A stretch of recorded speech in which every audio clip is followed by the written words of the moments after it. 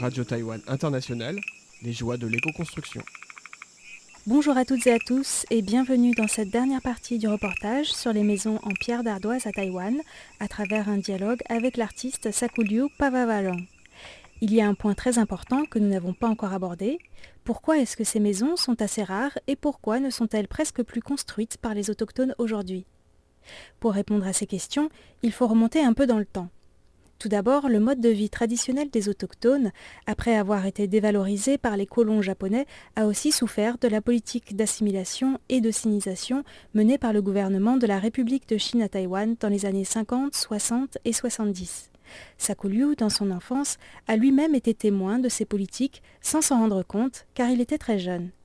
Le gouvernement encourageait les autochtones à détruire leurs maisons traditionnelles pour les remplacer par des maisons en béton. Le père de Sakuliu, en tant que chef de district, était d'ailleurs très fier d'être le premier à faire construire une maison en béton dans le village. À l'époque, les professeurs et policiers promettaient des bonbons aux enfants qui leur remettaient des objets artisanaux traditionnels, car ils disaient que ces objets véhiculaient des superstitions. Sakuliu, quand il était à l'école primaire, a ainsi remis des objets traditionnels aux autorités et ne comprenait pas pourquoi cela laissait son grand-père sans voix. Pour être un bon élève, Sakuliu faisait de son mieux pour entrer dans le moule à l'école. Il a eu un parcours exemplaire jusqu'à devenir fonctionnaire. Mais il ne se sentait pas vraiment à sa place. C'est notamment une rencontre avec des ethnologues venus étudier la culture païwane qui lui a permis de prendre du recul et de réaliser la valeur de sa culture. Après un certain temps, il a décidé de démissionner et de se consacrer à faire vivre sa culture à travers l'art. En ce qui concerne plus particulièrement l'habitat traditionnel en pierre d'ardoise, continuer à le faire vivre, cela ne va pas de soi. Avant d'interviewer Sakuliu, je pensais que le principal obstacle était la perte de savoir-faire et le manque d'intérêt des jeunes. J'ai découvert que c'est beaucoup plus complexe.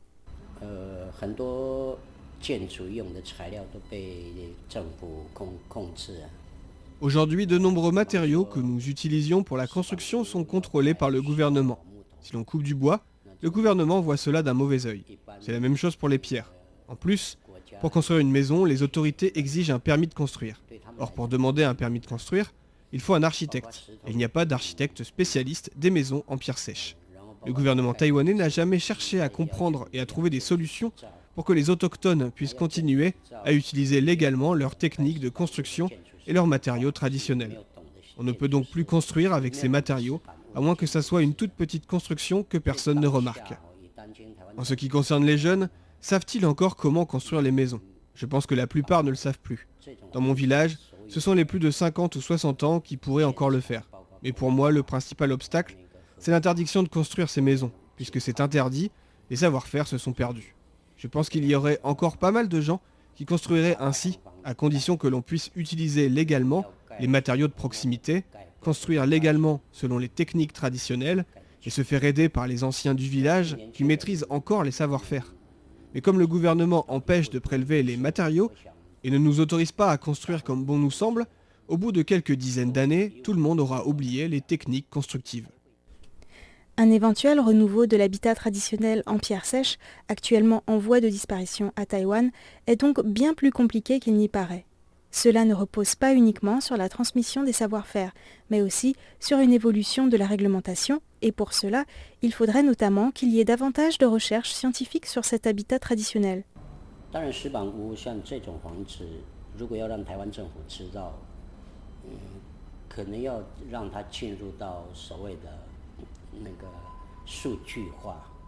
Si davantage de gens essayaient de comprendre la situation, ils pourraient essayer de créer une base de données, afin de montrer au gouvernement quelles sont les spécifications scientifiques qui permettent aux maisons en pierre sèche de ne pas s'effondrer en cas de tremblement de terre, par exemple, quelle est l'épaisseur du mur minimum, etc. Il faudrait que des experts prouvent de manière scientifique pourquoi les maisons en pierre sèche, construites dans les montagnes, sont toujours debout après plusieurs centaines d'années. Il faudrait utiliser des méthodes contemporaines afin de chiffrer et mesurer les propriétés de ces maisons traditionnelles et fournir ces données aux administrations concernées pour qu'elles puissent se rendre compte qu'à l'époque actuelle, on aurait besoin de remettre en pratique ces techniques écologiques au lieu de les interdire.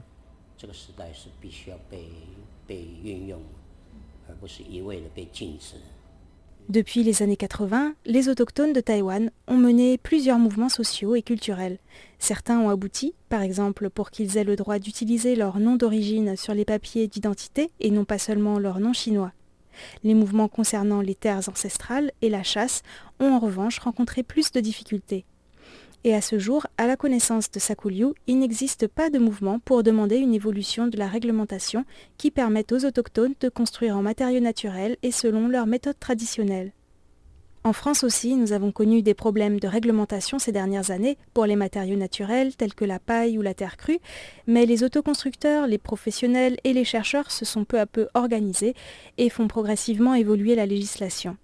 J'ai demandé à Sakulyu pourquoi les jeunes autochtones n'avaient pas de revendications à ce sujet à Taïwan.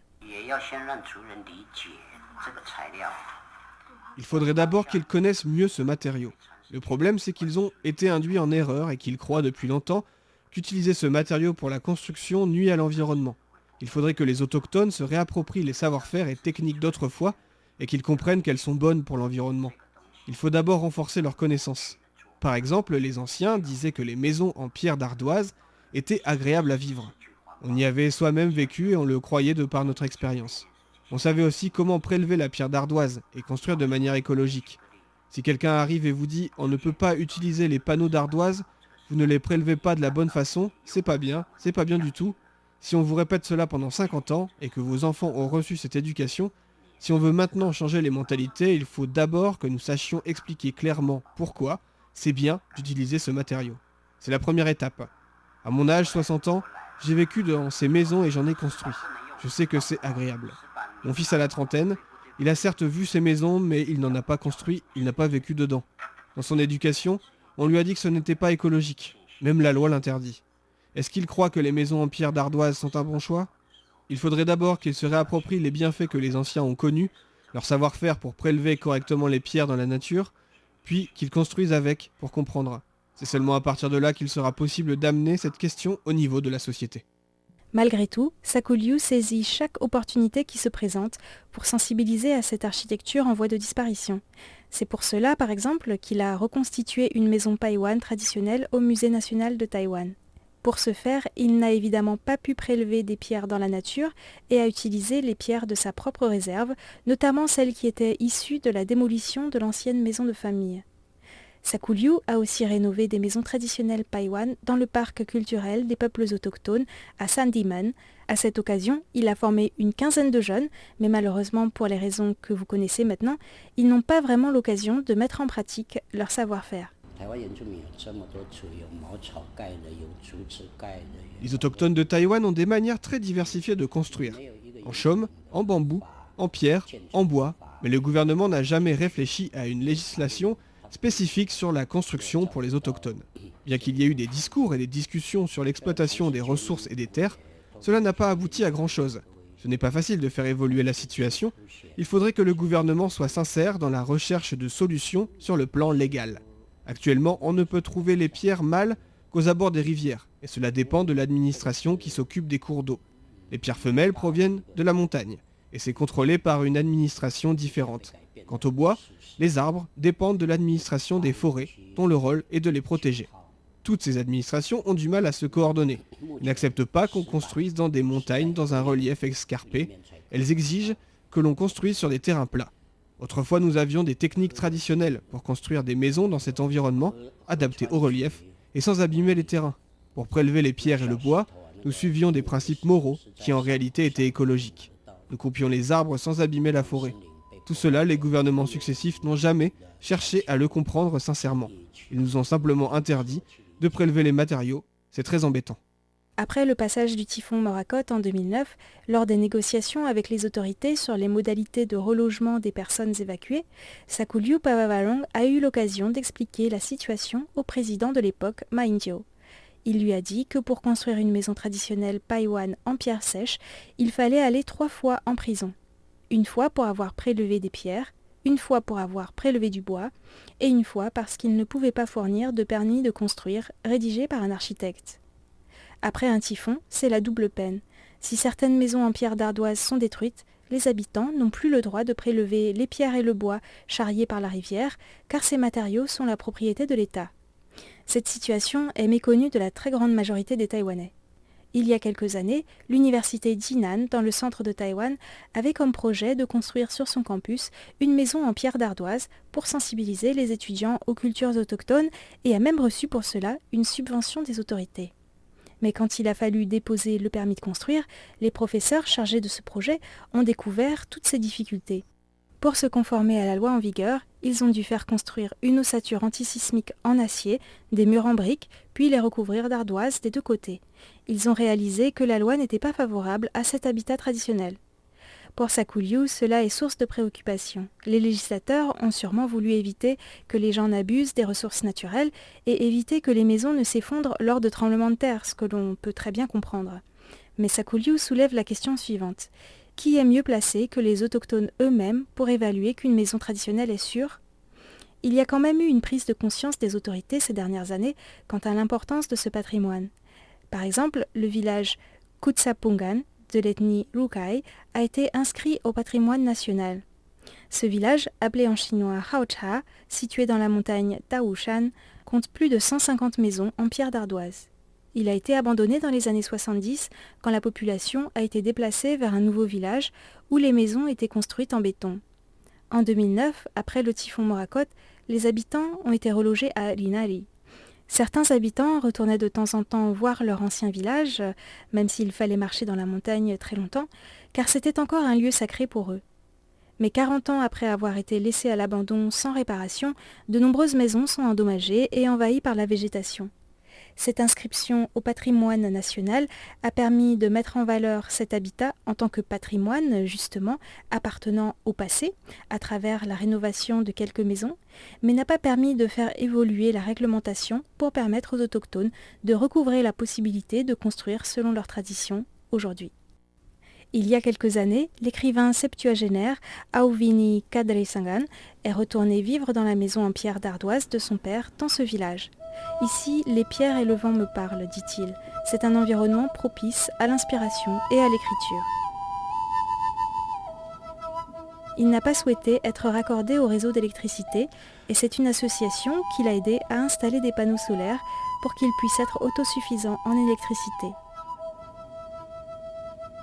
Selon Sakulyu Pavavarong, il faudrait redonner la possibilité aux autochtones d'accéder légalement aux matériaux pour la construction traditionnelle, tout en veillant à éviter la surexploitation de l'ardoise à des fins commerciales. Mais cela ne pourrait se faire, d'après lui, que s'il y a au préalable une évolution des mentalités des autochtones eux-mêmes.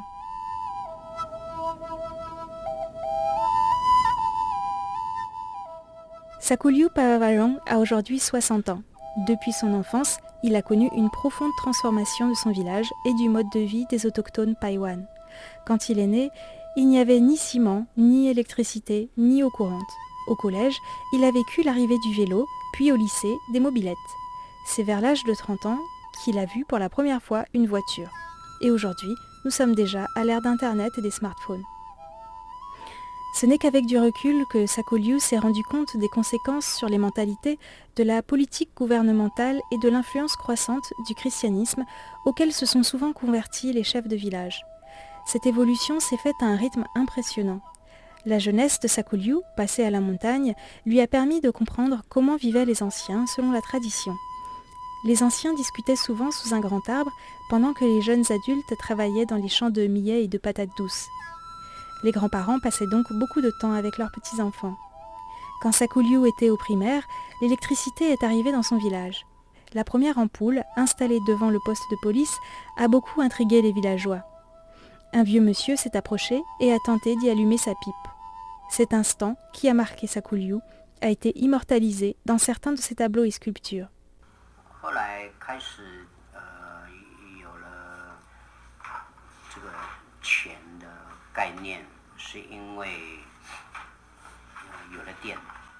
Ensuite est apparu le concept d'argent. Pourquoi ? À cause de l'électricité. L'électricité était payante. Il fallait payer la facture. Et une fois que l'on avait de l'électricité, on achetait un frigo, un autocuiseur, etc. Pour cela, il fallait de l'argent. Autrefois, dans la montagne, on vivait de la chasse et des plantations de millet et de patates douces. Nous n'avions pas besoin d'argent. Donc les jeunes ont quitté le village pour rejoindre les villes, gagner de l'argent et acheter un frigo, un autocuiseur, une mobylette. Ça a commencé quand j'étais au lycée. Beaucoup de jeunes sont partis à la ville. Là, ils se sont habitués aux supérettes à chaque coin de rue et à travailler dans l'air conditionné. Donc une fois qu'ils ont quitté le village, ils n'arrivaient plus à se réhabituer à la montagne. Peu à peu, la pratique de la langue paiwan a tendance à se perdre. Sakulyu raconte. Autrefois, la vie à la montagne était simple. C'était notre quotidien de travailler dans les plantations de patates douces. Une fois récoltées, on en faisait notre repas. Pour le poisson, il suffisait d'aller pêcher à la rivière, et pour la viande, d'aller à la chasse dans la forêt. S'il manquait des légumes, on cueillait les légumes sauvages qui poussaient aux alentours. Nous étions autosuffisants. Autrefois, nous disions que nous vivions dans un grand frigo. On pouvait se servir directement dedans. Aujourd'hui, ce frigo, entre guillemets, n'est plus familier à la plupart des gens. On peut même dire qu'il a été abandonné, ainsi que les plantations. Pour la plupart des gens, c'est difficile de revenir au village. Les Paiwan ont pour coutume d'enterrer le cordon ombilical, ainsi que le défunt, près de la porte d'entrée de leur maison. Pour ne pas couper ce lien organique avec leur maison et leur famille, les habits traditionnels des Paiwan ne recouvrent pas le nombril chez les hommes et chez les femmes ont toujours des fentes sur le côté. Donc, quand les jeunes sont partis à la ville et qu'ils ne reviennent plus, les anciens disent que les temps ont changé, les jeunes ne reviennent plus parce qu'ils ont perdu ce lien, ce cordon ombilical qui le reliait à la maison du village. En 50 ans, ce qui a le plus changé, dit Sakulyu, ce sont les gens. Autrefois, les Paiwan étaient animistes. Selon ce système de croyance, tous les êtres dans l'univers ont un esprit, les humains, les animaux, les plantes et même les pierres. Donc lorsqu'ils chassaient ou prélevaient des pierres, les Paiwan avaient une attitude humble pour entrer en contact avec ces esprits et n'abusaient pas des ressources. Selon Sakulyu, avec l'évolution des croyances, cette attitude a eu tendance à disparaître. Avant, les Paiwan pensaient qu'on ne pouvait pas s'approcher de certains grands arbres parce qu'ils avaient un esprit. Avec le christianisme, cela n'est plus tabou. On peut couper des arbres, abuser des ressources, sans que cela ne pose problème. Mais si cela ne pose pas de problème aujourd'hui, qui sait si cela n'entraînera pas un glissement de terrain dans 20 ou 30 ans par exemple ? J'ai demandé à Sakulyu si certains jeunes, conscients du changement climatique ou des problèmes environnementaux, revenaient dans les villages pour mener un mode de vie plus proche de la nature.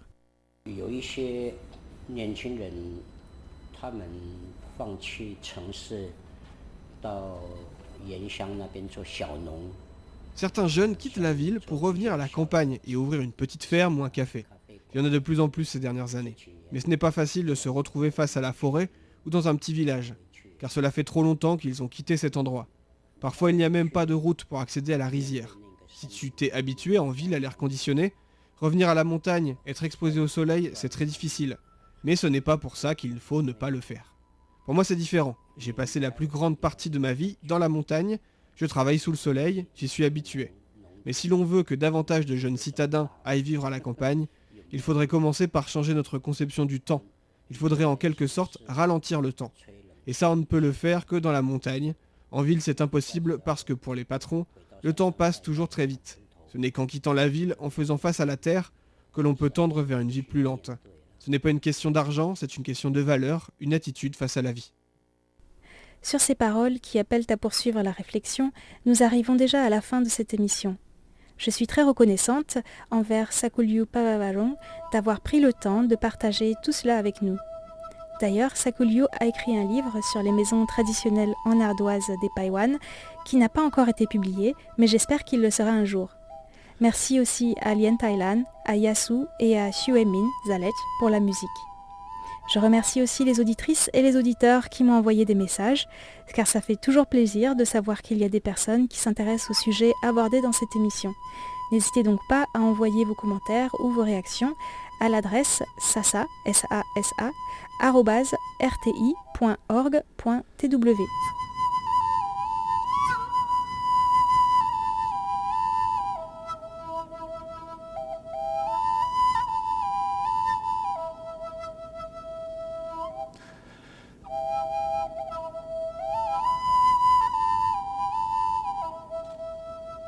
La semaine prochaine, nous changeons de sujet et je vous parlerai de la construction en bois terre-paille à Taïwan en vous emmenant du côté de Taichung. C'était Sasa pour Radio Taïwan International. À mardi prochain.